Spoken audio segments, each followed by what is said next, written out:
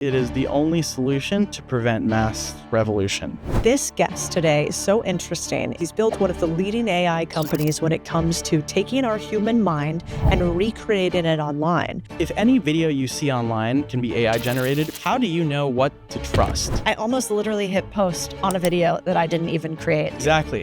What jobs are the very first ones AI is going to take? Man, I feel like Interesting. the most unique thing that you have is your mind. When everyone has the means of this hyper-intelligent AI tool, people are going to pay attention to the things that stand out. Hi, and welcome back to the Big Deal Podcast. I'm Codie Sanchez, and this guest today is so interesting. He's built one of the leading AI companies when it comes to taking our human mind and recreating it online. If at any point you have worried about all of this technology coming into your life and how to make sure you are a winner, not a loser in the AI race, this episode is for you. So without further ado, CEO of Delphi. So yesterday, I go on my Instagram, I click on a video, and I'm like, God, I don't remember recording that video. I didn't even catch it. My team had used AI voiceover on me. The only reason I caught it is because my new president was like, your voice inflection sounds weird. I almost literally hit post on a video that I didn't even create. And I think that's just touching the surface with AI. Now, you live in this world every single day. I guess one of my main questions is, do you think it's true that no entrepreneur is worried about AI taking over their jobs as entrepreneurs? Or should everybody be thinking about what AI might take over? I mean, I think there are two parts of it. Is definitely a certain kind of person who's the doomer, who is absolutely terrified of what's going on. But this isn't the first time there's been something that has caused doomerism. You know, you think about Neil deGrasse Tyson's Cosmos. You know, you watch that show and you're like, oh my God, the world is huge. Life is insignificant. Why should I do anything? And then there's another kind of person who's like, wow, it's actually amazing that I'm alive and I'm empowered to do all these things and like work. And so I think AI is just another thing that people like to create a catastrophe out of. Whereas instead, it's more like, okay, it's a new thing. It's going to change a lot of things. But as humans, we find meaning and there are new ways of working and we don't have to do the things we don't want to do. And we can do more of what we want to do. I think I fall somewhere in between. Like, I'm simultaneously excited about AI and scared about it. What do you do to not get left behind in a world of AI? I think you have to start with the end in mind. Mm. You know, there's a lot going on today. It can be very easy to, there's a new paper, there's a new prompting method. I think that's actually just fully a waste of time because these are all incremental steps towards what is inevitably a free, pretty much instantaneous, hyper-intelligent AI at your fingertips. Like that is the end in mind. And so we're on the path to getting there, but you should be planning for that as the end and not getting distracted with, okay, cool, new metrics. We're going to get there. It's inevitable. So I'm a super normie. So this morning I'm like, AI for idiots, Codie version. What does somebody who doesn't play in your world at all, we're not even on X, we don't know anything about AI except maybe that we've heard ChatGPT and we've been confused by Sam Altman on TV before. How do we start actually playing with this stuff live? Because you created a really fancy company that does this now, but you probably started with tinkering too. How does an average person tinker with AI today? I think it's good to know the historical context of AI and how it's grown. For example, when I got into AI in 2014, the coolest thing AI could do was tell you whether a picture was a cat or a dog. And then I remember in 2015, I did a project that predicted whether Trump was happy or sad based on his tweets. And so Were you right? Yeah, fully right. And it's all pattern recognition. Like AI is just math. Mm-hmm. You pass in a bunch of pictures of a cat or a dog. Think about you have a child and you show that child 100 pictures of a dog and 100 pictures of a cat. And then you show him another picture that's either a cat or a dog. He's probably going to know which one it is. That is pretty much AI. It's pattern recognition. And when you start it from that set, you're not as scared because I've seen people who try to start at like level 5 without starting at level 1. And they're like, oh, this is conscious. This is a new kind of being. And you're like, no, it's just math. It's pattern recognition, just as babies are, just as we are. We learn things and we predict things based on our experiences. Interesting. Okay, so if that's where it started, what's next? Where do you think we're going next? Yeah, I mean, like I said, I think the end in mind is AI that is hyper intelligent, generating realistic videos, generating infinitely all night, improving itself.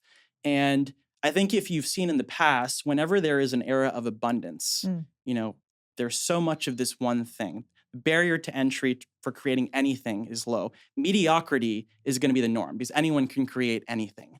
The pendulum swings and people really start to value curation and trust. mm. And so I'm actually like more bullish on the creator economy and like the individual economy, more bullish than ever, because I really do think that when everyone has the means of this hyper intelligent AI tool, people are going to pay attention to the things that stand out.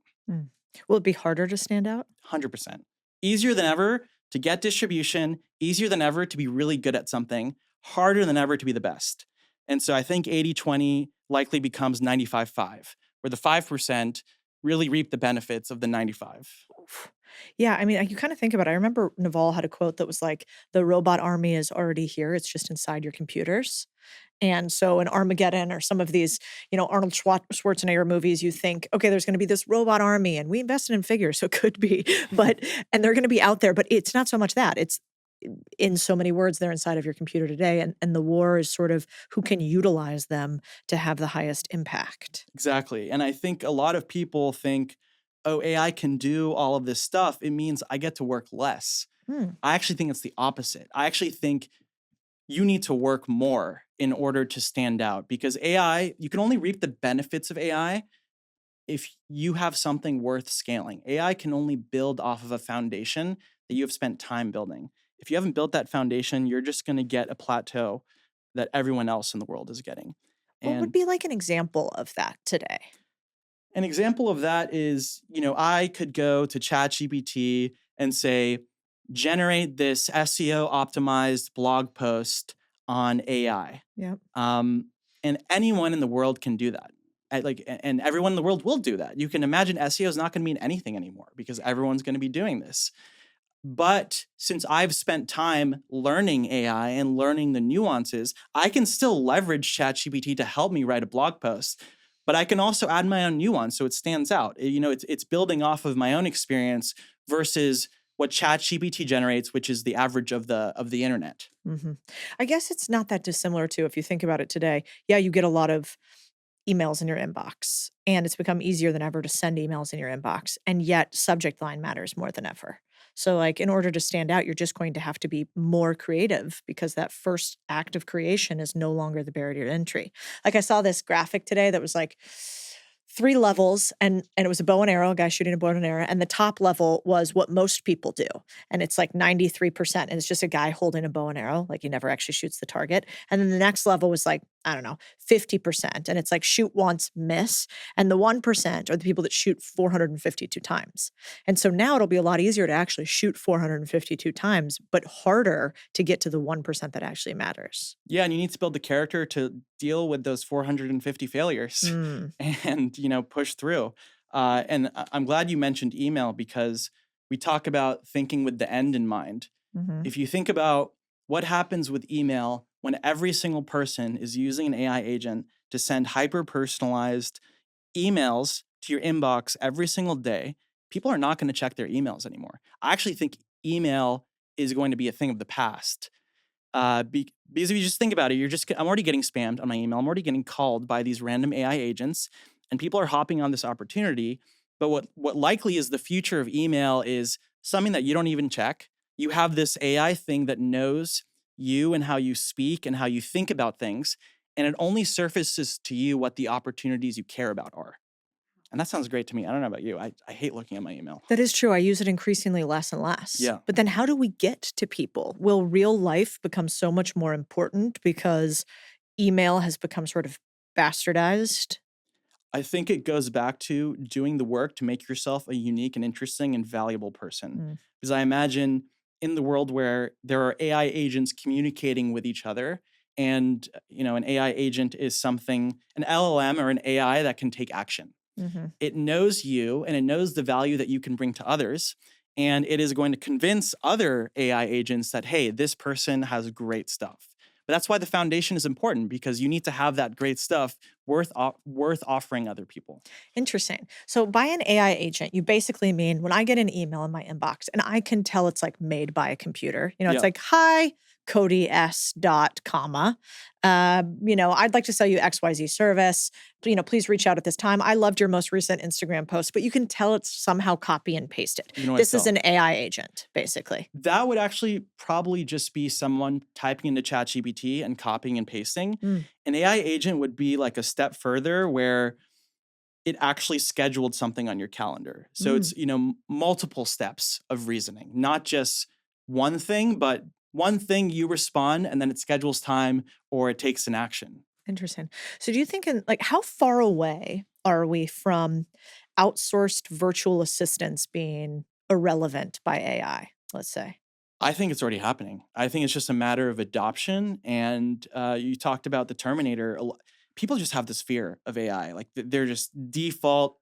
Oh my God, I've seen so many movies. This must mean it's bad. And I personally hope to see more positive outlooks on AI and what Mhm. it can do and what this like post AI world could look like for all of us. So basically, like right now today, I have virtual assistants for many of our companies. We might pay them $800 a month to $3,000 a month to do varying routinized tasks Yep. such as scheduling, travel, email management, etc. Do you think right now today there are AI agents that are better and how much cheaper than 800 to 3,000 a month? Well, it's kind of like power law. Maybe you have like a really, really good assistant who knows you super well and can be proactive. Mhm. I don't think the agents we have right now are like that. Yeah. But at a bare bone assistant that can manage your inbox and even like schedule traveling for you, and it doesn't require that much personalization to your life and your nuances, yes, it's there. People are already doing it. And in a year, will it be so good, it will know me so well that it will make even somebody I've worked with for 2 or 3 years seem less relevant? Yes. And I think personalization and proactivity are the two things that I think over the next year are really going to be the things that take AI from a nice to have to, wow, this is ingrained in my life. I don't have to think about it. It's reaching out to me. It knows me and knows the way I respond to words. And I think that's when it becomes widely adopted. Interesting, because it is actually hard to teach people to care, I think. Yeah. My dad always said you can lead a horse to water, but you can't make them drink. And so when you have employees, as you do too, at some point there's just this like give a fuckness Yeah. that is often missing. And if AI has found a way where give a fuckness doesn't actually matter, but it's just math and processing, that is going to be so valuable. Totally. And I think, hiring is still a play, but you just want to hire missionaries instead of mercenaries, people who do give a fuck. Interesting. And so, do you think in the future you'll just have fewer, smarter humans who work for you? Yeah, I mean, I tell everyone we hire, I want a sub 50 person public company. And I think we can. You can do the job of 10 people. And specifically, AI really benefits generalists Mm. because it allows anyone to be a polymath. Before, to be a polymath, you really had to be like a special kind of person. But now, AI democratizes access to specialization. You can become a specialist in a couple days. I don't know anything about pricing or branding, but I've become a branding and pricing specialist just by using OpenAI's latest $200 per month model, which sounds ridiculous, $200 per month for a model, but it's like having a consultant at your fingertips that has a PhD in branding or pricing. Yeah. And explain what polymath is to anybody that doesn't know. Polymath is someone who is an expert in multiple things. They can context switch, they can be a great front end engineer, and then play the violin. And then they can also be an amazing football player. Yeah. So this is kind of just like what was that movie where you took the pill and all of a sudden you became superhuman? Limitless. Yeah. This is like It, an it is enablement of limitless. that. 100%.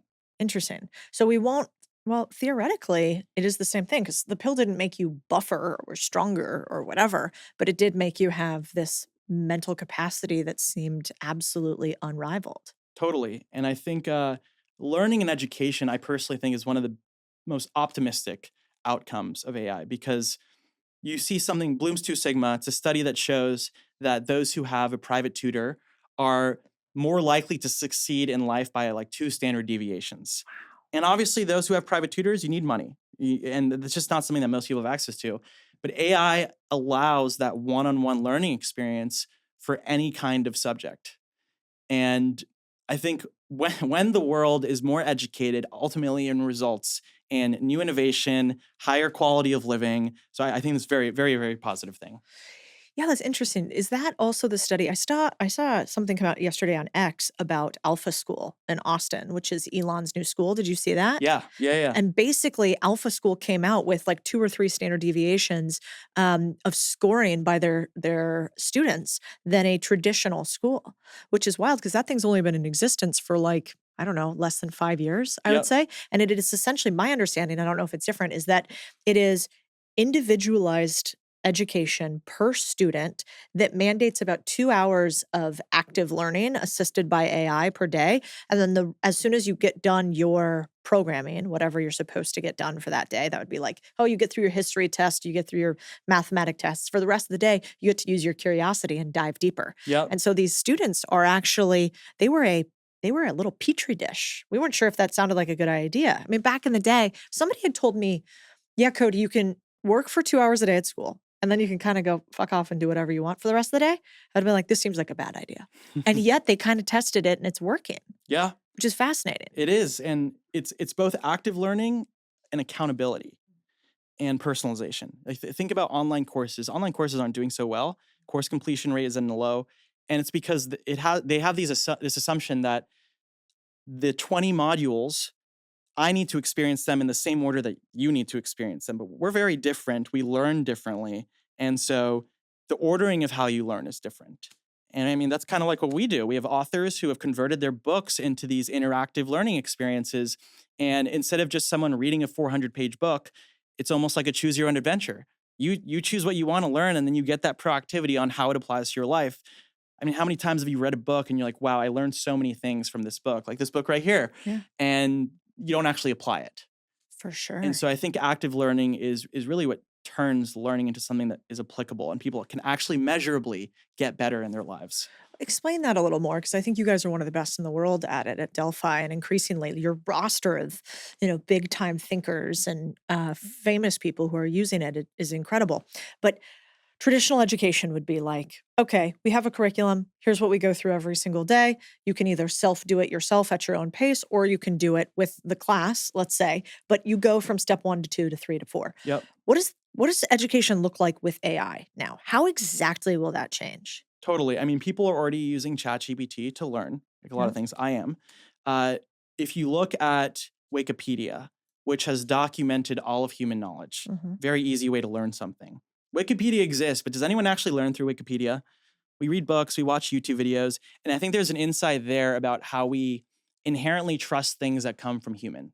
It's just like a human need. So the next version of learning is a outcome like becoming a millionaire and learning a little bit about yourself, like almost like an initial survey, and then having this guided learning path over the next 30 days to make sure you understand the concepts that are relevant to you, to make sure you're applying them, and then evaluating whether you truly understand those concepts, and then continuous management until it becomes a habit. Could probably leverage concepts from, James Clear's Atomic Habits to see, how can you take a book and actually embed it in someone's mind for practice. Interesting. So, like currently, let's say right now, we teach people to buy businesses. So they go through a course and curriculum that's, step 1 through 10 and how to buy a business, but it's linear. Hmm. And in this future world, and we're using Delphi for a bunch of stuff in there, so I'm really excited about it. It would be like, okay, Cody, you tell me a little bit about yourself, and you rate, I don't know, at beginner level for business buying.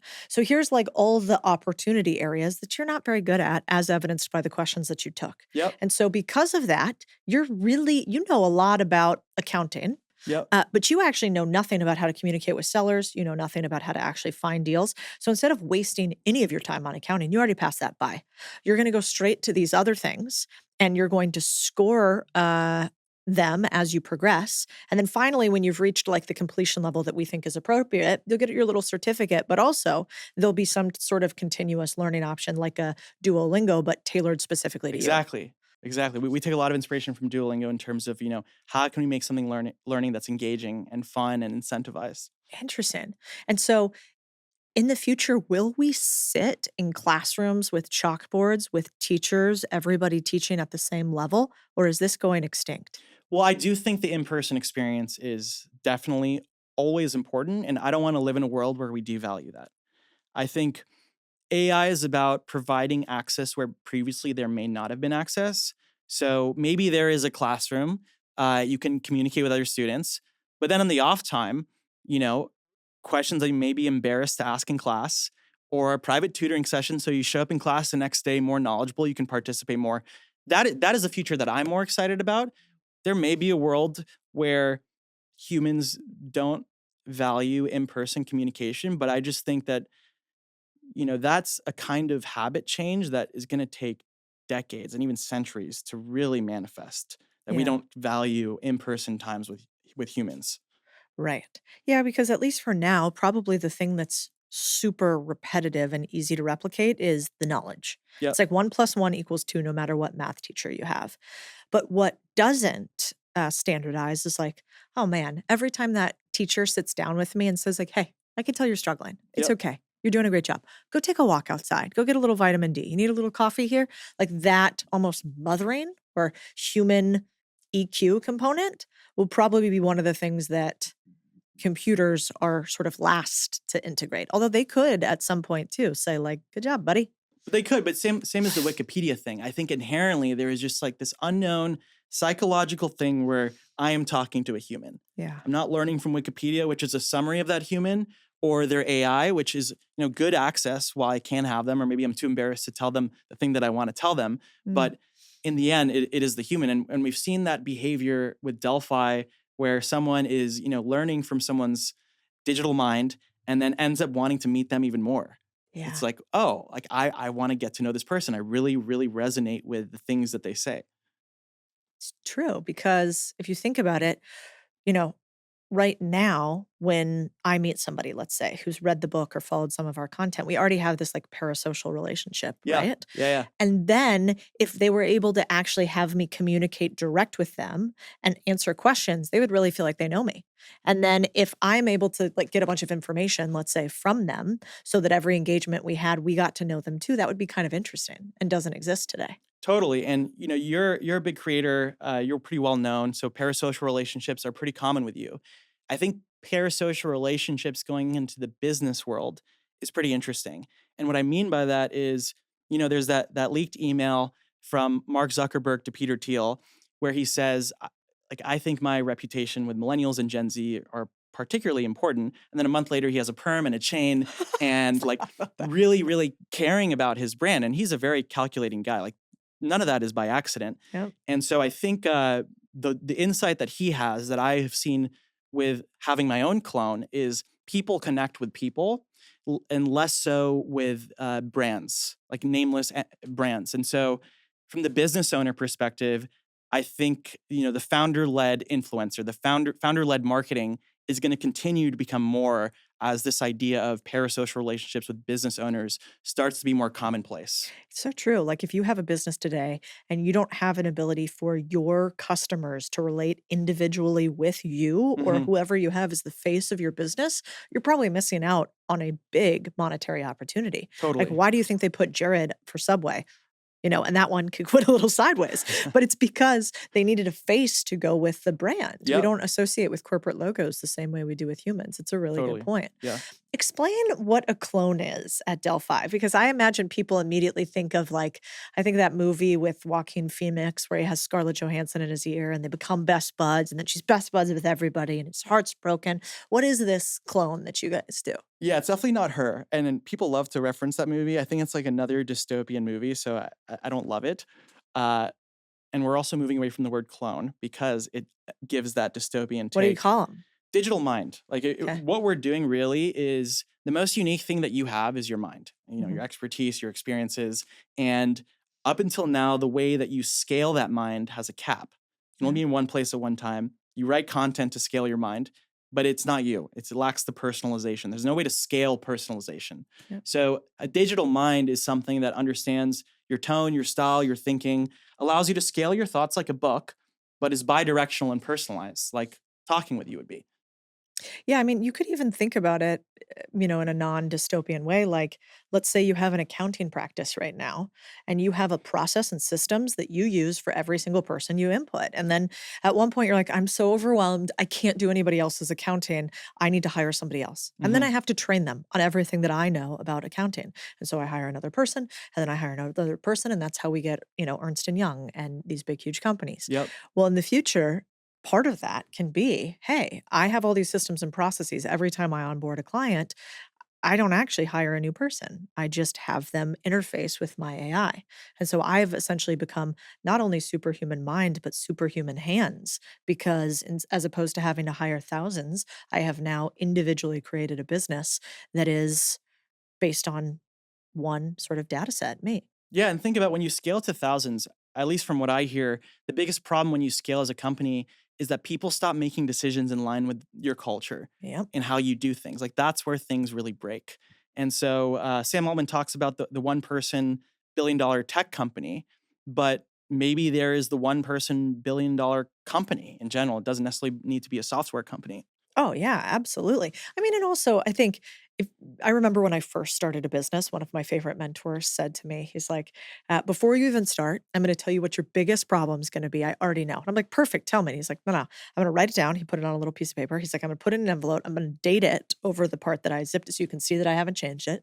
Then when you have your first problem, come sit down with me. We'll talk about it. And so I remember I started the business. I'm like, all right, whatever, weirdo. So I start the business, sit back down with him later. I'm like, I have this huge issue. It's a total nightmare. He's like, wait, pulls out the envelope, hands me the envelope, and he goes, before you tell me, I want you to remember this. I still have it. And I said, he said, what's your issue? And I was like, well, this person's doing XYZ thing. And he opens up and he just says, the best thing about your business, the people. The worst thing about the business, the people. Yep. And so that is very true.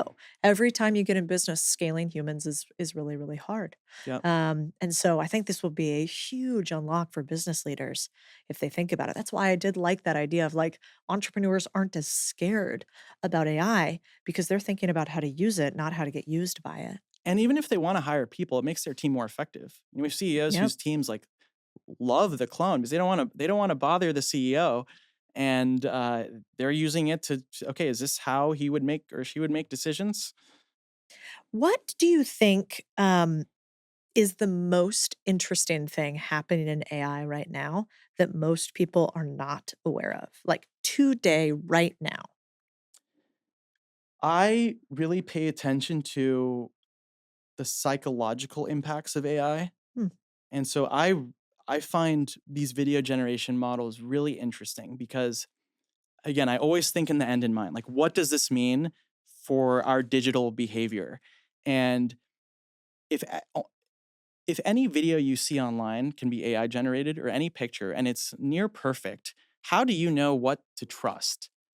People are either going to trust everything or default it's going to be I'm not trusting that. I'm not trusting that. Uh, so I really think it's interesting as these things get better.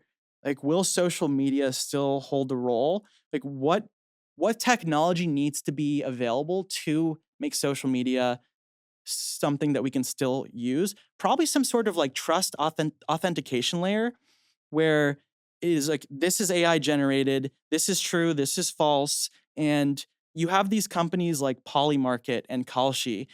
They are these companies where you can bet on events, and I don't know how Oh, they yeah. validate whether an event actually happened or not, but they have found a way. So I think it's really interesting what the future looks like of trust, and are we going to be okay with not knowing that something is true or false, or are we going to want to know like this is a deep fake or my voice was stolen and now it's being used to call my grandma to send her money. So I think that's a little scary, and I think there needs to be solutions around that. It's a great point. I was off Twitter for like 4 days this week, and all of a sudden I came back and it's like the CIA confirms there are astral projected huge beings on Mars that came to the US that built the pyramids. Did you see this? And then there's like some pillars I underneath the fully bought pyramids. that. I Did told you? my sister, I was like, this is so cool, this changes everything, and she's like, that's not real. Yeah, I'm so interested. So but my immediate take was like, okay, I guess maybe. I don't know. Like, but what are you gonna do? Because there's so many wild things coming out nonstop. You're like, for sure, JFK assassination happened by the CIA. I have no idea how to prove any of that. So what does happen in the future in order to know if things are truth or not? Do you think that the next biggest AI company is actually just is it just authentication? Will there be some stamp, or is AI smarter than a stamp? I think it's such a difficult problem to solve because you get into like political bias and like what's actually right, what's true and what's false. And then you have like the Orwellian 1984 view where if someone has control over what's true, then like they can control the narrative of history. So it would require creating like an unbiased AI that has access to just like the stream of the internet in real time. And maybe it's something like what I mentioned is the future of email, where the future browser is something that can filter things that it knows are true or has some like importance in your life. Because like you said, we see all these crazy things these days on television and on social media, and it's just like, oh, cool. Could be. Yeah. What I just like Aliens. don't care anymore. Like it's kind of Right. crazy. Yeah, I mean, think about what they would have to do to break through and make me really concerned. I mean, they've Yeah. literally released multiple times that aliens exist from the government. And now there's this thing about CIA and the pyramids. And you're like, yeah, I don't know. Anyway, I'm hungry. And Yeah. so It's just what like does that look like? they're aliens. Like, okay, cool. Yeah, Yeah, sure. we need breakfast. Yeah. I guess the other question for you there is like, what books would you read for you to understand the negative consequences of AI? And what books would you read to understand what could be possible positively? Because I think it's useful to see both sides of the coin. Totally. There's obviously AI superpowers. I think by Kai Fu Lee. Okay. That's more on the negative consequences. And then all of Kurzweil's books are great because he was so ahead of his time. I actually got into AI reading his book How to Create a Mind in 2013, where he talks about how you can leverage computer science to recreate someone's mind. And yeah, it was reading that book and then using LLMs in 2021 that made me realize, wait, the technology he was describing in that book is pretty much LLMs. So this guy was really ahead of his time. I think Explain what an LLM is for so. anybody listening. LLM is a large language model. We talk about AI being just a pattern recognizer. So an LLM is just like a huge pattern recognizer trained on all of the words on the internet and can see a pattern in a sentence and predict what the most likely next word is. So when I tell you old McDonald had, what's the next word? A farm. Yes. So you're an LLM. You just did that. And we might be LLMs. I mean, that's a whole nother conversation. But then the Fourth Industrial Revolution, I think, is a good book on all the potential good things of AI. I think Peter Diamandis is very optimistic about AI, and his books really go into like AI with biotech and flying cars. If you really want to like walk away feeling hyped about the future, definitely check out his books. I like it. Would you also throw in there some of the dystopian fiction and like the utopian nonfiction? Would you throw in there like a 1984? Would you throw in like the Diamond Age? What else would should people be reading, even to like break your frame of how you think about AI today? I think it's a great point. I think with AI, you almost have to like forget everything you've ever learned and like try to rethink things from first principles from the ground up. Diamond Age is great because it talks about it has that personalized tutor, the illustrated primer that can Yeah, grow with you and teach you things. And I think that's exciting. And then 1984 is great because it's like the consequences of what could be. yeah. And I think knowing the consequences of what could be allows you to be intentional about the decisions we make today to make sure that is not what happens. Yeah. Actually, Diamond Age is one of my favorite books. Did you know that is the most uh, often cited book by tech CEOs for their daughters? Really? Which kind of tracks because Yeah. it is about this, kind of magical education book that you give to that's given to a young woman who kind of has no prospects and awful things happen to her and then her life changes. It's the promise of having a mentor or having someone who cares about you and can guide you. Interesting. When you mentioned something weird that I want to go on a tangent on, which is, are we LLMs? What does that mean? So in Kurzweil's book, How to Create a Mind, he describes the mind as a collection of building blocks and how complex intelligence results from that collection, that organization. So it's a hierarchy of pattern recognizers. On the low level, you have pattern recognizers that recognize the shapes in letters. So M, I, L. that gets fed into higher level pattern recognizers where it's sentences. And then there's paragraphs, and then there's meaning. And at the highest level, there's consciousness. And you're not aware of all of these lower level pattern recognizers. And so, what is also a pattern recognizer? An LLM. Mm. It takes inputs and it has outputs, it recognizes things. And so, something that I think about a lot is like, are we just a hierarchy of GPT-10s? And what we're experiencing is consciousness, similar to how he described the mind working. And I also think about that a lot in terms of dreams, because if you see some of Mm. these AI generated videos, I don't know how vivid your dreams are. I have very vivid dreams, but these dreams mimic exactly how these AI videos look. Interesting. And so it's like when we're asleep, maybe the LLMs don't have as much power. And so they are lower level LLMs. So, anyways, it sounds a little crazy. I think even if it's true, it's similar to the cosmos idea of like, oh, we're so insignificant, or the simulation hypothesis where what if we're all in a simulation? It's like, okay, we're LLMs. What are you going to do about it? Yeah, Yeah, who like cares? you still got to make meaning out of your life. You still got to work hard. You still got to do good things. Like, so what? Yeah. Yeah, so what keeps you out of what I think happens with some people when they start talking about this, which is like becoming an existentialist and you're like, "Why does this matter? You know, what is life? What is meaning?" How do you drive meaning from something super technical like AI and the belief that at some point, like, will AI just do all our work for us? Will we not need to work anymore? And will we live in a utopian world in which AI does everything? Yeah, I mean, I think you have two kinds of people in this world. You have people who there will likely be universal basic income. I like that's is the only solution I see to what's about Wow. to happen. So many Really? people are going to lose their jobs, but a lot of people, I imagine the listeners of this podcast are like ambitious people who like want to win. Uh, that's not the people I'm talking about. I'm talking people who go to work and they don't necessarily love their job, and they would much rather like spend time with friends and family, be creative, maybe just find joy in things like that. And then the more interesting thing for me, and I think listeners of this audience, is for people who still want to like win and find meaning. Like, what does that look like?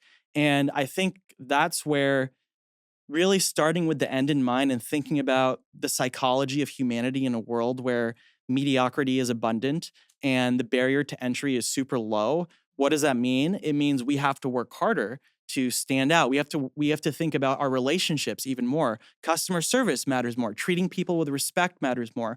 Brand and creating something unique matters more. So for how do I stay motivated? I very much believe in what I'm doing. And I think I have a lot of good motivational sources that keep me going. And I just go back to the Wikipedia example where I truly believe humans value humans. And even when AI is very good, we care for one another in some way or form. Yeah. You know, it's interesting. They're building a Skims store on the street. I don't know if you saw it. And I saw this Instagram the other day about taking every single item from Skims collection, sorry, Kim, and comparing it to the Amazon basics, which are like somewhere between 200 to 400% cheaper. And yet, they were explaining what was actually the material of the clothing. So, in order to decide if one was better or not. And the moral of the story is like almost everything that you can get from Skims, let's say 80% of it, Pareto's principle, 80% of it you can buy online at Amazon that appears to look exactly the same and be the same material, but it's about 200 to 400% less. And yet, Skims sells out of almost every single collection. Yep. And so why? Because brand matters more than ever It's in the a most world. important thing. Right. Status, associating what like communities, what you want to be, what you want to associate yourself with. Right. So in the future, you might not need to differentiate as much your actual product, but you certainly will the packaging. It goes back to the Tiffany's model, And who you tale as are. old as time. And who you are. Explain that more. This goes back to the Mark Zuckerberg point, like where I think Kim Kardashian, a lot of people look up to her. Like she is a status symbol. And I think as a business owner, uh, especially as you have a lot of get rich quick people who are building these like shitty AI tools, and people are gonna try them like, damn, this sucks. Oh, it's because the founder had poor intentions. And I think people will start to evaluate the people behind the products more so than they do right now. So in a world in which AI makes everything easy, the thing that's hard to replicate is you and your own ethics. Yes, and I think it's a hard thing to work on. Like, how do you work on yourself Oof. and your own ethics? And I personally remember when I was working on my first startup, and first startup is really hard. I was in a dark place, super lonely, and literally spending 3 weeks just like writing my stream of consciousness thoughts, Hmm, like really understanding who I am and what I cared about, and coming out the other side and having a very clear understanding of who I wanted to be, hmm. and how to catch myself when I'm slipping. Interesting. Your first, you've had a couple shots on goal to startup land. This one is appearing to be very successful. There'll be some fun announcements in that in the coming months. Mhm. But what do you mean when you say that your first one was really hard and you were in a deep place? What happened? So when I quit my first job to start a company, I followed a common piece of advice in Silicon Valley, which I now completely disagree with, which is just like you can start a company for the sake of it. Throw spaghetti at a wall, iterate towards an idea, and I think that's really dumb. Because one, startups are super hard, and the only thing that's motivating you through that 7 days a week, if you really are passionate about what you're working on, and two, if everyone is throwing spaghetti at the wall, what's left? Like, what is left to work on? Like, all the low hanging fruit of ideas I think have been grabbed, and the only ideas worth pursuing take a long time to really like manifest and flesh out. And so, my first startup, I left, didn't really have a plan. I was a Hmm. solo founder, didn't really have any mentors in my life. And I also didn't know why I was doing what I was doing. I had no Mm, foundation. mm, And an analogy I tell every person who joins Delphi, which they laugh at because it's kind of like dad analogy vibe. But bamboo in its first year of life is only 1 foot tall, and then after that first year, it grows super fast and it doesn't fall, and it's because that it built that foundation. And I felt like in my first startup, I hadn't spent the time building the foundation, and so while built this startup, Friday AI assistant, got like micro acquired, not something crazy, minorly successful. I don't view that as a success. I view it as a great learning experience for a period where found out what my foundation was, found out what I cared about, found out what drove me, and guided me towards my next thing, which was okay, I need to find a co founder and learn from someone great. And that's why I moved to Open Store to work for Keith Boy and met my co founder there. interesting. Would you not do another company again without a co-founder? I don't think I'm gonna start another company after this. I think this is the one. Yeah. But yeah, I definitely think As an having a investor, great co-founder. answer. Yeah, no, I think this is the one, and I can go into all reasons for why I say that. But my co-founder is amazing. It's like a marriage. We have the same values. We care about the same things. We're very different. I'm go go go fast, break things. He's like an infrastructure engineer, so very detail oriented. So that complementary skill set, grounded on the same values, is has been huge for us as a company. How does one go and find a like, how would you go and find a co-founder that aligns with you? What's the framework? I don't know if I have a framework that's repeatable. I can just say that my mentality was okay, Keith Boy is a super successful founder and investor. He has this kind of crazy mindset about work where, you got to work 7 days a week. The movie Whiplash is like a great movie, which is, I personally love it. We make all of our new hires watch it. And so I was like, okay, the type of person that's going to go move to Miami, which isn't a proven out tech scene, to go work for Keith is someone that is open to this work ideology and someone who's open to risk, because moving to Miami is just like, why would you do that if you work in tech? So that's why I ended up working at that company. And Sam and I initially were super competitive. Like, we did not like each other Wow. because we wanted to be the best at the company. But then Sam Altman has this blog where the best way to determine if someone could be a good co-founder is to go on a high stakes travel trip with them. So Sam and I went to Santo Domingo with very little research of like the vibe of Santo Domingo. It's not really a touristy place. Uh-uh. And we definitely had some high stakes situations that resulted in us being like, you know what? I think I think this could work out. That's a great idea, actually. It's Yeah, probably a great idea for dating too. totally. Like, if you're gonna Totally. date somebody, skip the 2-year process to figure out if you like each other and go do something really, really hard, the 2 of you together for an extended period With no plans. with no plans Just and see what so yeah, happens. yeah. It was great. Interesting. Yeah, that coulda gone really bad. Yeah, it could have. It almost did, yeah. Yeah, Santo Domingo's a little sketchy. I've been there before. Yeah. Um, you said something that's wild to me. As an insider in AI, on the forefront of what's happening, you think the future of UBI, universal basic income, is almost guaranteed. I almost feel like it is the only solution to prevent mass revolution because people are going to lose their jobs. Not everyone is like a type A person. I don't know if you can teach type A. Maybe it is an educational thing and maybe the illustrated primer and having a personalized mentor, more people can become type A, but I think people are just not like that. And so, what is the alternative? They need enough to sustain their life. And maybe we have nuclear energy, and maybe it doesn't even cost money to have energy. Maybe we have vertical farms, and food is free. So I think that's the cool thing. And Peter Diamandis talks about this a lot, where all of these technological inflection points are happening right now. And I think it's a great time for biotech to be working well Mm. and for energy to be working well because for AI to really work in our society, we need some of these other things figured out as well. Yeah, I'm such a traditionalist in some ways, but it seems like there's a lot of studies that say humans without purpose are not happy.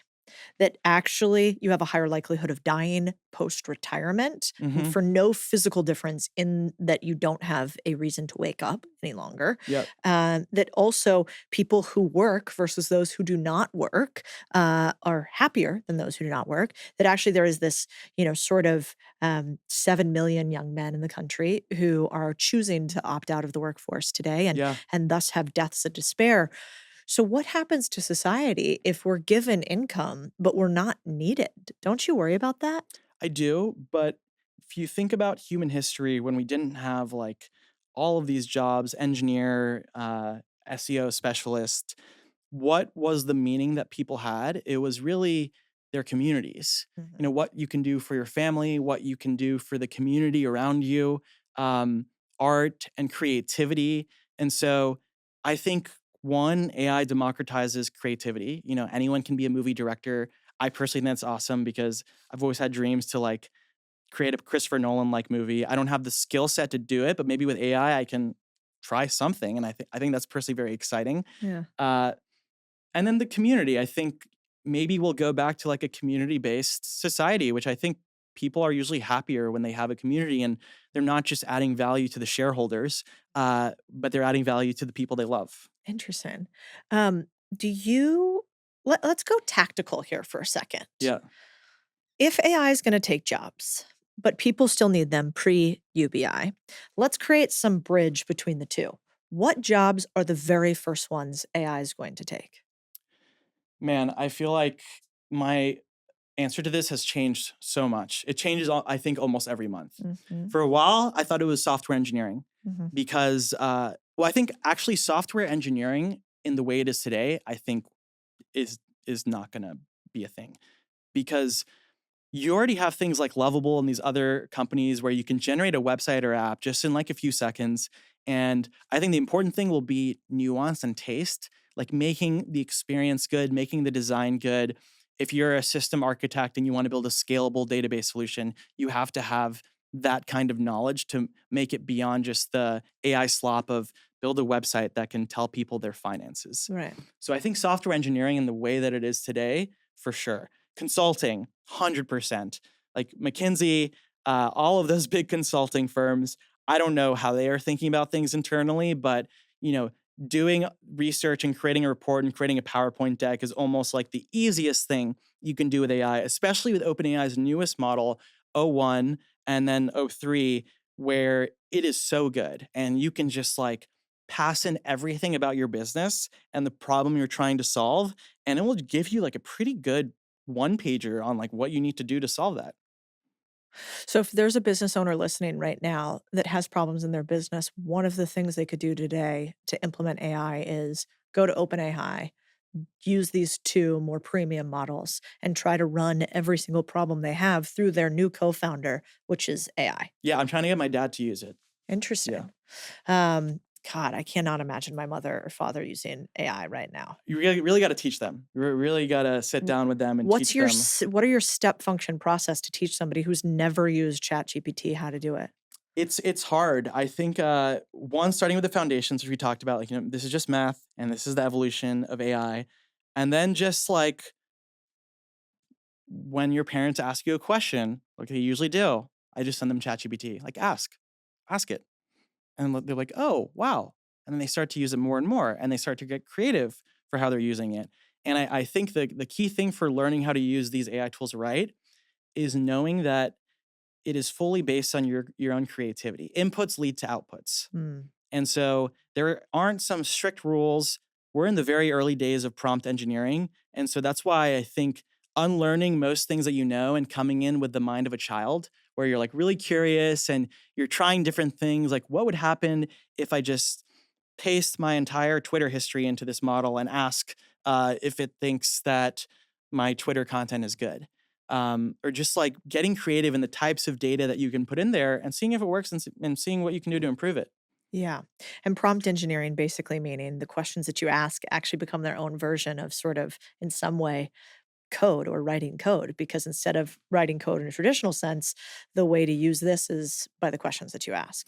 Yeah, I almost think that there will be, Robert Cialdini, he wrote Persuasion and Yeah. Influence, which is how do you say words that get other people to do what you want?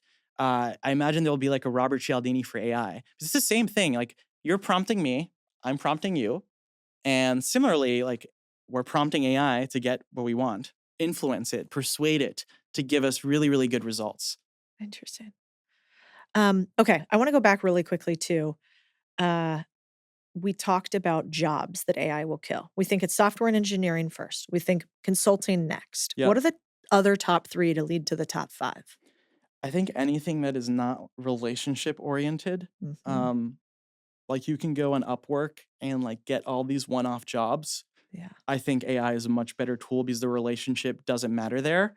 Mm, Now, I do think power law comes into play here, where the difference between, okay, let's use AI to give us this graphic, to like the best of the best. Like we're working with Pentagram right now on our rebrand, and they are working with them. I'm like, oh my God, the bar is so high. yeah. The difference between like good and excellent is just like enormous. Where the difference between like okay and good is not as wide. Mm. That's such a good way to think about it. So it's kind of so it's engineers, it's consultants, then it's what would I even call that? Like outsourced service-based people online, And who are not tech-based the best. services who are This not is the why I said best. 80-20 turns into 95-5 because the best actually can scale what makes them the best, Yeah. which is why it's actually the bar is higher and you got to work harder if you want to compete. Yeah, but it's a great point because you're right, actually. The best actually think super asymmetrically. So Hmm. they're not linear at all. Totally. They're like, your new branding is this. I think we should look at cotton candy. Plus his hair reminds me of a wave. And they throw together things that AI just would not be able to connect the And dots. they ask questions too that make you rethink your assumptions. Hmm, interesting. And that at this point is something that AI is not capable of. I think you can program it to be capable of that, but and I have tried. I've used AI for branding, but it's just like the difference is large both in the quality, but I also like the fact that I'm building this relationship with branding people who are the best in their craft. Like it makes me feel good. Like, wow, I know these people and like they're amazing and I Yeah. love chatting with them. Yeah. How do you talk somebody into using more AI that doesn't think they need to today? And the reason that I would frame that is sort of like I think about a lot of my employees right now. And as a business owner, of course, you want people to use more AI because then you get more leverage out of all your people at a lower dollar amount. But there's like a deeper demand I have for them, Hmm. which is a realization that those who use AI and are able to integrate it will be able to continue in the workforce on a go forward basis for my company and for others. And those who don't won't. Yep. And so I feel like kind of this visceral need to shake some people and go, you guys, either you figure this out or you won't have a space Hmm. here in the future. But I feel this inherent friction between those who are willing to do it and those who just, it's almost emotional and won't. Yeah. And then we've seen this with our product. Some of the teams of people we work with are very anxious about our product Yeah. and almost like want to sabotage Yeah. its success. And so I think there is two things. One, when you hire and you have a job posting with a job description, update your job descriptions because like we said, AI allows you to be a polymath. You can be a specialist in a lot of different things. So the expectation is not just doing your job, but it's finding new ways to help in the business in any way, because you can now. There's no excuse. Like, you can learn how to, okay, there's a problem with our trust score over emails. No one knows how to do that, but you can figure it out. So just do it. So very intentionally saying, this is the job, but generalists. Like, the job is also figuring out what's wrong and what we can do to hit those key KPIs. And I think setting what your KPIs are and what definition of success is in your company allows people to think, okay, in a world where I could be in multiple places at a time and I didn't have to do the stuff that I really hate doing, what are things I could do to help accelerate us towards those KPIs? And are those things that I enjoy doing? Yeah. Because then there's an incentive to being like, oh, I'm totally going to use AI to get rid of the stuff that I hate doing. And I have found that there is this huge impact space that only I can do. Interesting. And so almost the question you have to ask yourself continuously is, I used to say, um, level one entrepreneurs always ask how. How do I do this? Level two entrepreneurs always ask who can help me do this. But maybe level three entrepreneurs ask, how can AI solve this for me? Yep. And it's just not how, it's not who, now it's AI. And so every problem you have, you should be asking, how can I prompt AI to solve this solution for me? When I feel pain, AI. When I don't like something, AI. Well, I think it's both how can AI help here, but keeping in mind that there are certain areas where the human touch does matter. Communications with people. And, we talked about infinite email inbound and fake deep fakes and bots. And I think people really appreciate authenticity. Yeah. And I think being authentic and upfront now, it may not get you like the overnight growth that people are getting with these AI agents, but in the long term, you'll build a reputation of someone who is trusted. And as the bar for trust gets higher, where it's like, I don't know what to believe, but that person has always been authentic and honest. So I know when I see that person and what they say, I can trust them. Yeah, it's a good point. Yeah, we put a bunch of our customer service emails in one company through AI, and the team was really excited about it. They're like, look, it can actually prompt to create this personalized email for people. And I was like, curious, show me the email. I'm like, for the love of all that's holy, please never send these to anybody, because they felt like computerized sloppiness. Yeah. And so you have to make sure, I think, in some ways, that the things you do with AI don't become complacent, because it would almost be better to have a slightly badly written human email than to have a mid AI based email. Yeah. Or what I do with my digital mind is I just send them my clone. Yeah. Customers who have questions, it's in the product. I send them the clone and they know it's my clone. But the alternative is either me not having time to meet over the next few weeks or answer any emails, or me sending them our documentation, which has so many pages. They don't want to read and look for the whole thing. So instead, it's just a much more convenient way for them to get the information they need. God, I really need to get my clone going with you, don't Oh I? yeah, we're gonna get it set up in the next week. Okay. Um, when it comes to AI in particular, and like hiring, you had mentioned the resume, and that you should put on there that, there needs to be like some AI first. Like, how else do you think about hiring in a world with AI? Is there anything else different that you do today? Yeah, I don't know if this is different because of AI, but we hire two kinds of people at Delphi. Uh-huh. Either those that are the top 0.1% in what they do. And how do you know they are the top Yeah. 0.1%?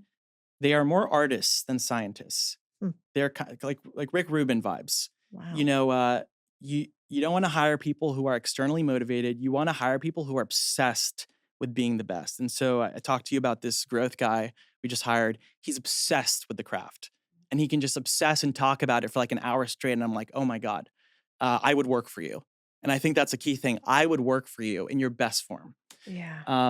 And then the other kind of person we hire is the usually high school or college dropout or young person, very scrappy, high slope. And you can learn a lot about slope based on one, in the interview process, are they using AI to learn Mm. different things?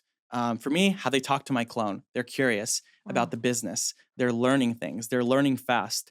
And our first hire was a 17-year-old kid from Belgium who now has a visa. Now he's in San Francisco, and he has designed everything in our app. And some people say the best part of our Delphi is our design. And it's just like some 17-year-old kid who has just hustled and worked super hard to because he has the potential to be that 0.1%. Yeah. I was talking with Ankur the other day from Carrie, Yeah.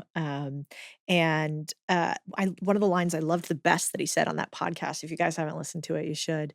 He was it's called, he's the founder of Carrie. And so one of our other portfolio companies, but he said a line that you guys live in San Francisco that I forget often. And I think people do in the rest of the country, that in Silicon Valley, the magic of it is that is one of the few places in the world where we unequivocally are fascinated by what young people are obsessed with. That the age has no bearing on how intelligent you are or how efficient you are or whether you should be listened to or not. And it's like a Latina from a culture where it's like, "Shh, you're too young." Like, nope. That is opposite in Silicon Valley. Yep. And it sort of feels like if you're a young person today with tech where you are, man, what a time to be alive It's the because best. you will be listened to in a way that you never have before, I think, as our ability to go backwards and learn all this stuff is so much less than your ability to natively integrate it. Totally. And I talked about people needing to unlearn their assumptions in order to like really open their mind in what this AI first world looks like. And some people are very rigid in their way of thinking, and it's a lot harder for them. But the great thing about young people is that full open mind. The sky's the limit. They haven't been told no so much in their life that they've become cynical, and it's like default no. It's like default yes. Let's see what's possible. Yeah, and you know what's fascinating too? In some way in this world today, I always loved that line, which is, pessimists sound smart and optimists make money. Hmm. I think increasingly, though, with technology, optimists are going to win even more Yep. because pessimists sound incredible on the internet. I hear them all day, every day. It's not possible to do this. Businesses don't make sense. Not anybody could buy them. Not everybody could own a business. You could never make that much money. And it's like now we're in this change in our content where we're actually showing people like we are doing the thing live with as much transparency as possible to say that this bar is so fucking low, you guys. Yeah. This is low, actually. When you see what you guys are building, your ability to go out and start a vending route and make 5 figures a year and then 6 figures a year, yeah, that's fucking possible. This is Yep. not rocket science. Yeah. And so I think it's really cool. Do you think in the future then, is this the best time to be alive for a young person? Yes, I think it is the best time to be alive for a young person who is very confident with their intuition. Hmm. Because I think all of the low hanging fruit of startup ideas, payment system, accounting system, they're all taken. Meaning, I think really the only opportunities left are those that are weird or, Keith, our investor, says he likes to invest in companies where the majority of people are laughing at him. And when Mm. we started the company a month before ChatGPT, people laughed at us. People thought it was stupid. Why would this be a business? And it didn't work out for like a year. But I think both, if you're doing something that people are laughing at, lean in. And two, uh, it's just going to take more time for those things to develop and manifest because there's a huge idea maze. It's a weirder idea. It's a new space. You have to travel the idea maze, which is a concept that I think Balaji Srinivasan coined, where you have this idea and you're trying to figure out what the best way to execute it is. And there's certain dead ends, and you have to go back and okay, that didn't work. But eventually, you get to the gold star of the idea maze. Yeah, it's actually fascinating. I imagine like the inside of a computer or an LLM actually is like a conversation with Balaji. If you've ever, do you know him? Yeah, he's one of our investors. Oh, I didn't even know Yeah, yeah. that. He's got a Delphi and everything. Oh, he's a friend of mine, and every time I talk to him, I feel like I can see him actively working the idea maze because he actively is sort of talking about and maybe this is the way of the future a little bit. Here's an idea. I want to beat it up. So here's my premise one, two, three, four. Here's why I'm confused on whether premise four is real. And you can see him kind of real time speaking it out loud, Totally.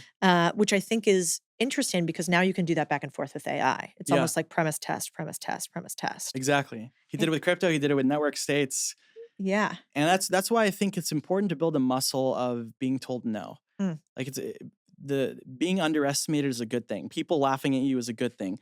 Naval has this line where he's like, "You want to be a loser. Like you want to be a loser that can't fit in because then you're just going to do things your own way. And doing things your own way is actually where the biggest alpha is." That's so true. Yeah. Did you have a moment where you were laughed at? when you started the company? So many times. I mean, people were like, one, oh, like you're not OpenAI, you don't have any AI researchers, you're not going to succeed. You need to own the model. The model is where the moat is, which Mhm. actually turns out the model's commoditized, and I think the foundation model companies are at most at risk. Uh, Two is like, why would people want this? I don't get it, and it just made me realize that people are very much thinking like now, and we need to teach people more to think about the end in mind, like the projection, like where is this going? Why does this matter? And why is this? Delphi is rooted in human psychology. We want to learn from other people. We read books. We watch YouTube videos. Sometimes we pay for coaching. It's first principles thinking, like, yes, it works. And I actually think the book that helped me stick with Delphi for the first year, which was not easy, not working. There's a book called Loon Shots. Mm, It's one of our required readings in our company. And in the book, he talks about this concept of the false fail. mm. And basically, it's where something fails, but not because the idea is bad, but because something else about it is bad, like the execution. And so he talks about Peter Thiel evaluating MySpace as a social network, and people are leaving MySpace. And some people are like, oh, social networks don't work. Like, you shouldn't invest in social networks. But what Peter Thiel found is people are leaving MySpace because it's very buggy. There's a lot of bugs, and Facebook does not have bugs, and it's working pretty well. So he's like, okay, MySpace is a false fail. So I'm going to invest in Facebook. And so similar with Delphi, it's like, okay, false fail. The brand isn't good enough for Delphi to work. People are trusting us with their data. So it has to be like a really, really trusting brand, really high quality product. Mm. What other books are on your required reading list for your high performers? A lot. So we got Loon Shots, of course, 0 to 1, but that's like a classic tech bro book. Build by Tony Fadell, one of my favorite books. He talks about how you want to follow your intuition first and then data second. Mm, And I really resonate with that because in the end, our intuition is all we have. mm. I would rather be wrong listening to my own intuition than listening to someone else, because at least if you're wrong, you get the data and your intuition improves. Uh, Another is, I said, Seven Powers, Loon Shots, 0 to 1, Mastery by Robert Greene, Mm. How to Be the Best. He's Um, on the podcast tomorrow. Really, I know he's like on my list of like he people I'm is gonna geek out the most about meeting. amazing. Yeah, I'm his very book, concerned about what questions to ask. You should send me any if you have I will some. totally send you. I will Okay, totally make send me you look some. smart.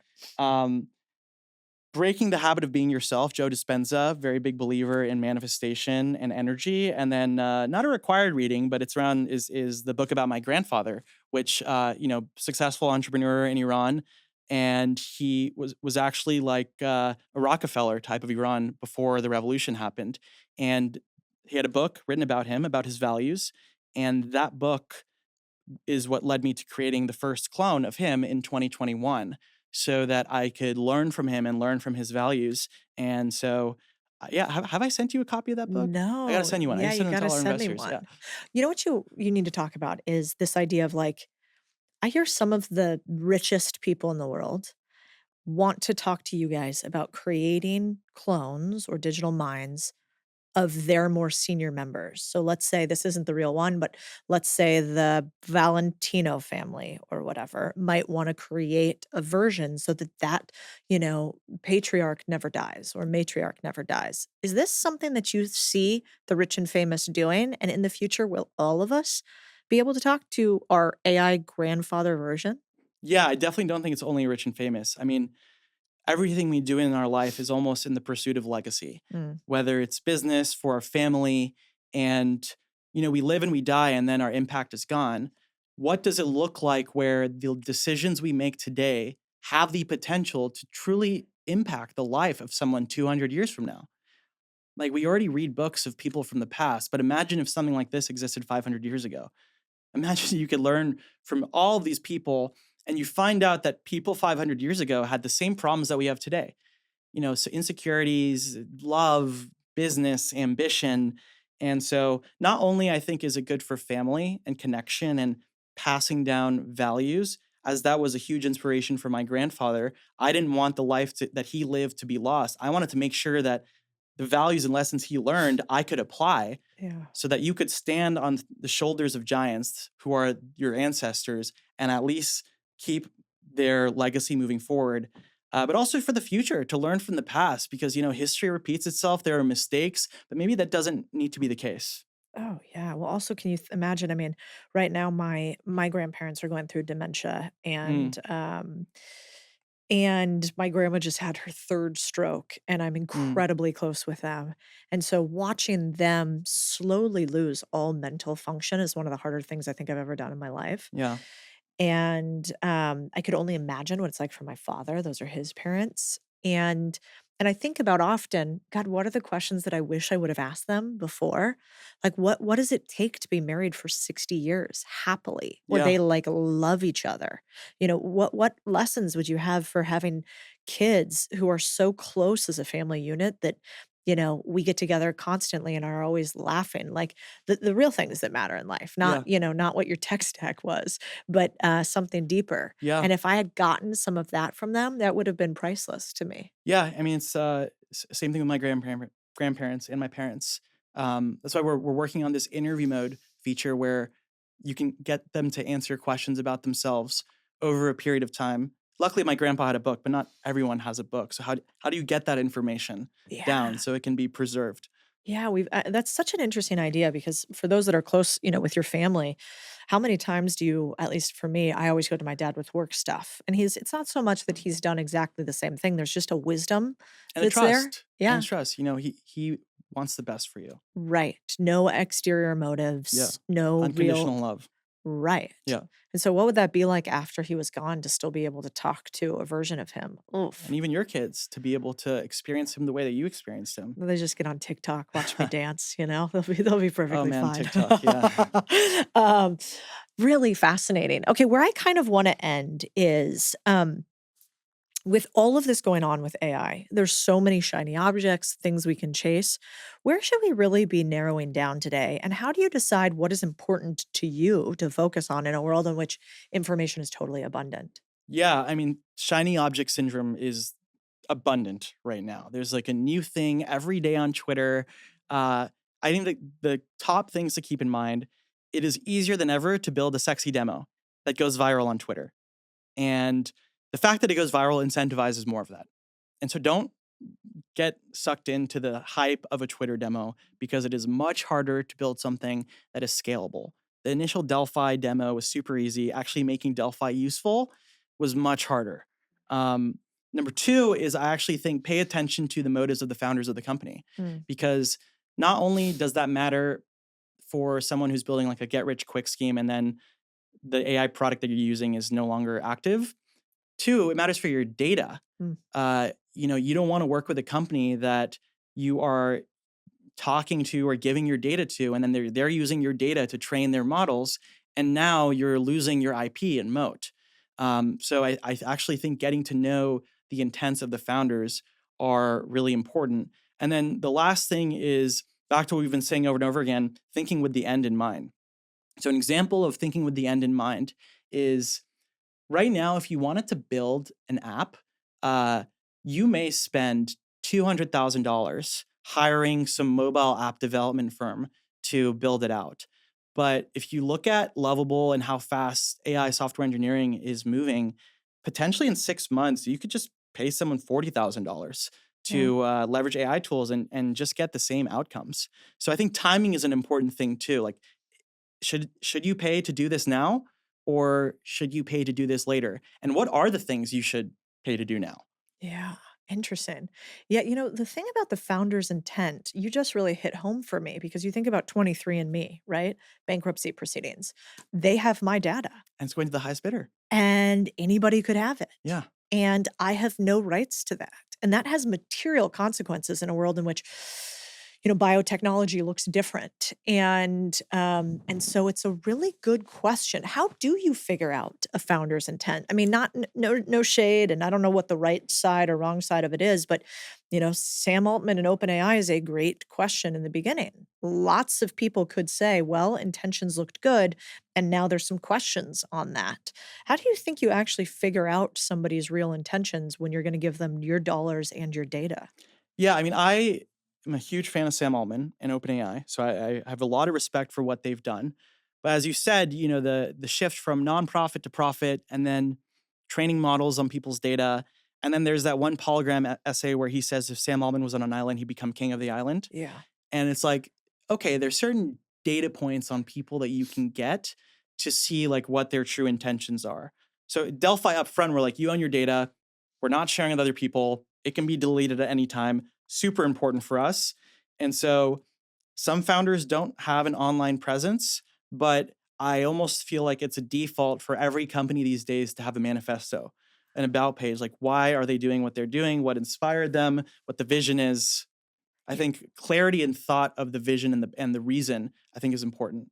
It's a really good question. So you should be asking, if you're going to use AI tools today, who owns the data? Hmm. What happens if I don't want you to have the data anymore, company? Yep. And what's your background? Why are you doing what you're doing? What other questions should you ask somebody before you give them your dollars and data?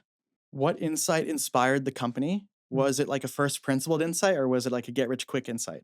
yeah. Um, what's the vision long term? And I think another example is, let's say a software says, "Hey, Cody, uh, put in a topic and we'll generate 1 million SEO optimized blog posts."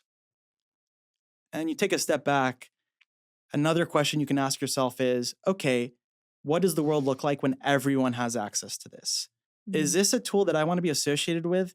Do I want to be a part of the group that is flooding the internet with SEO optimized blog posts? Probably not.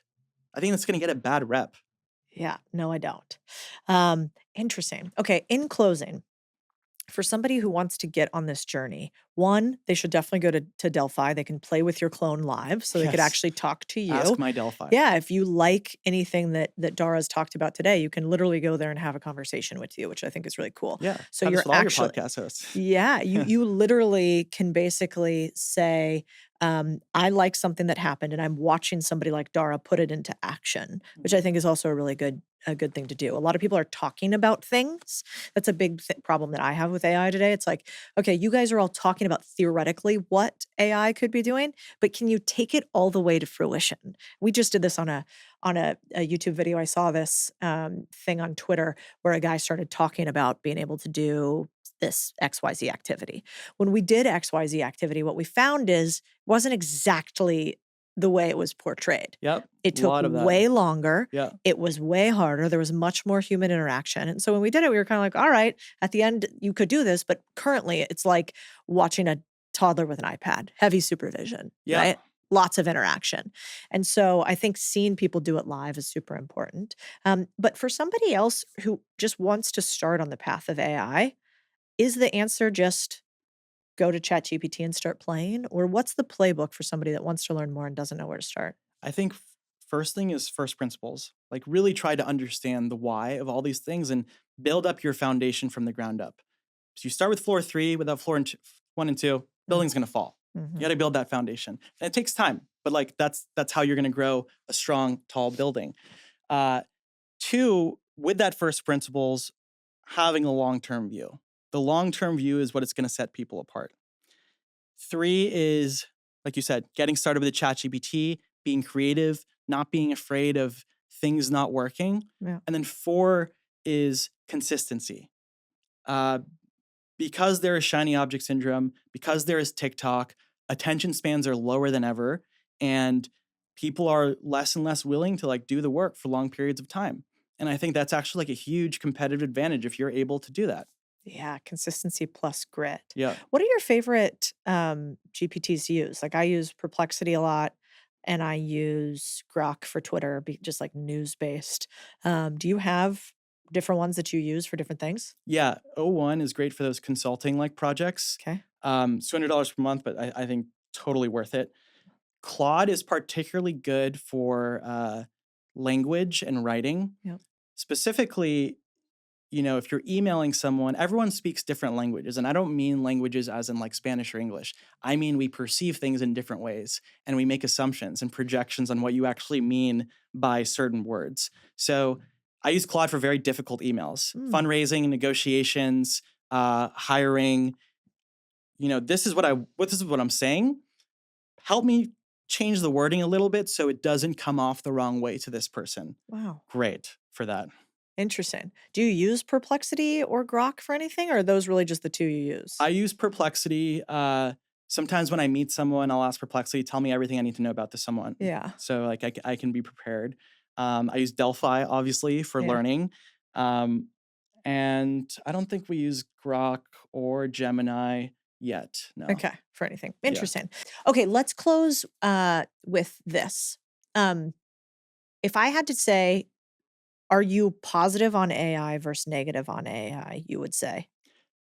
Long-term positive, short-term, think there is going to be anxiety and structural change and like meaning, and it's going to take some time for people to fully accept.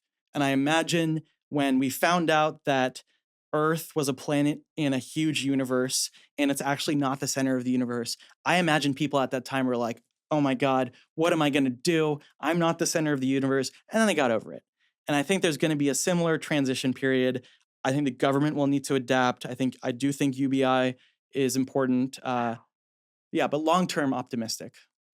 Okay, Dara, you're the man. Where should people go to find you? Dara Laj on Twitter or X, and then delphi.ai/Dara-Laj. If you want Amazing. to talk to my Delphi. And I do really like your X or Twitter. I just can't call it X still for some reason. I can't. Like I'm Xing today. It just doesn't work The for brand me. doesn't feel right. But I do like what you tweet about because it is from this first person view of AI. Plus, you got a little edge, and I'm into that. So thank you so much for being here today. Thanks for having me, Cody. Yay! You and your teens trying to figure life out. What do you wish that you could tell him that you know now that he didn't know then? So we're going to give you this. You write it out, and then you'll read it to the listeners like you would to young you. Well, to my younger self, I would say trust the process. The world will pull you in a million directions and make you doubt yourself. And most of them know nothing. They're all just figuring it out. And your best bet is to know who you are, what you care about, follow your intuition, and trust the process. That's beautiful. Thanks, Dara. Thanks, Cody.